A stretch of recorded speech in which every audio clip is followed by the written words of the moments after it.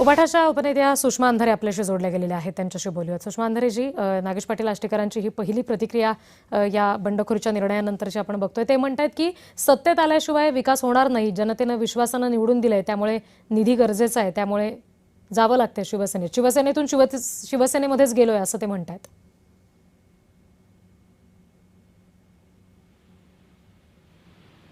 नाही, मी हे समजू शकते की ते शिवसेनेतून शिवसेनेमध्ये गेलेत वगैरे, ही सगळी विधानं मी समजू शकते. इव्हन त्यांच्या या सुद्धा मताशी मी सहमत आहे की निधी मिळत नव्हता. कारण हे बावनकुळे असतील, राणेंची पोरं असतील, एकनाथ शिंदे असतील, उदय सामंत असतील, या सगळ्या लोकांनी हे पब्लिकली असंख्य वेळा बोलून दाखवलेलं आहे की आमच्या सोबत आला तर निधी कमी पडणार नाही, पण आमच्या विरोधात गेला तर मात्र निधी मिळू दिला जाणार नाही. हे मतदारांना त्यांनी ठणकावलेलं आहे, हे नेत्यांना ठणकावलेलं आहे. त्यामुळे आर्थिक कोंडी होते आणि मग मतदारसंघात सर्व्हाइव्ह कसं करायचं हा प्रश्न त्या सगळ्या लोकांवर असतो, हे मी अगदीच समजू शकते.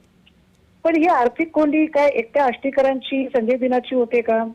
ही आर्थिक कोंडी राजाभाऊ वाजेंची होते, अरविंद भाईंची होते, अनिल देसाईंची होते, किंवा अशी आर्थिक कोंडी ही राष्ट्रवादीच्या सुद्धा आमदार खासदारांची होतेच की.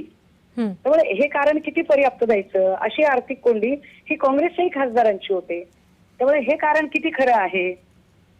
त्यामुळे म्हणजे आर्थिक कोंडी व्यतिरिक्त आणखी त्याच्या मागे कारण आहे असं तुम्हाला म्हणायचंय?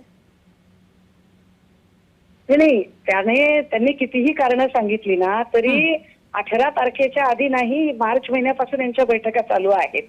त्यामुळे ह्या सगळ्या खोटं बोलण्याला काय अर्थ आहे? याला काय अर्थ उरतो? हे सगळी नाटकं आहेत, याला काही अर्थच नाही. या सगळ्या संदर्भात प्रतिक्रिया देताना सुषमा अंधारेजी, नागेश पाटील आष्टीकर म्हणतात की राऊतांनी असंविधानिक बोलू नये, ते जे म्हणतात ते त्यांना पटत नाही असं म्हणतात.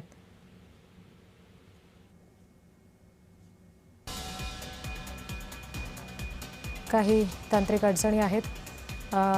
आपल्याशी सुषमा अंधारेजी बोलत होत्या. आर्थिक कोंडी खासदारांची केली जाते आणि त्यानंतर असे पक्षप्रवेश होण्यासाठी दबाव टाकला जातोय असं सुषमा अंधारे यांनी म्हटलेलं आहे. एकीकडे बंडखोरीचा निर्णय घेतल्यानंतर नागेश पाटील आष्टीकर यांची ही प्रतिक्रिया समोर आली.